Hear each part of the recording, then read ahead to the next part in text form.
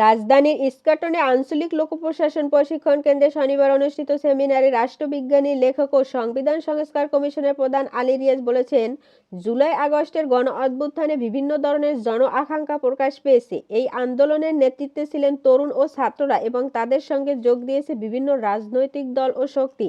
তাই আকাঙ্ক্ষার ভিন্নতা থাকা স্বাভাবিক। গণ অভ্যুত্থান পরবর্তী বাংলাদেশ সুশাসন ও গণতন্ত্র শীর্ষক সেমিনারটি আয়োজিত হয় centre for democracy and good গভর্নেন্সের উদ্যোগে।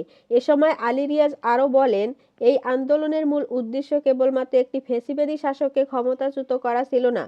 তবে কিছু অংশগ্রহণকারীদের মধ্যে অতীতে এই ধরনের আকাঙ্ক্ষা ছিল এবং এখনো রয়েছে, এটা আমাদের স্বীকার করা উচিত।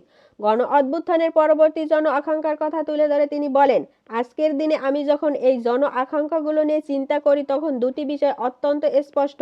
প্রথমত, রাজনৈতিক দলগুলোর মধ্যে এবং যারা আন্দোলনে অংশগ্রহণ করেছেন তাদের মধ্যে ঐক্যমত রয়েছে যে বাংলাদেশে যেন আর কোনোদিন স্বৈরতন্ত্র ফিরে না আসে। দ্বিতীয়ত, সকলে চান যে দেশে জবাবদিহিতামূলক গণতান্ত্রিক ব্যবস্থা প্রতিষ্ঠিত হোক। আলী রিয়াজ এই দুইটি বিষয় ন্যূনতম চাহিদা হিসেবে উল্লেখ করে বলেন, এই দুইটি বিষয় ঐক্যমত রয়েছে। এমনকি যারা আন্দোলনে প্রাণ দিয়েছেন বা আহত হয়েছেন তাদের পরিবারও এই বিষয়ে একমত। বাংলাদেশে ব্যক্তিতান্ত্রিক স্বৈরতন্ত্রের ইতিহাস তুলে ধরে আলী রিয়াজ বলেন, বাংলাদেশে গত ১৬ বছর ধরে যে ব্যক্তিতান্ত্রিক শাসন প্রতিষ্ঠিত হয়েছিল তা প্রথমবারের মতো ঘটেনি।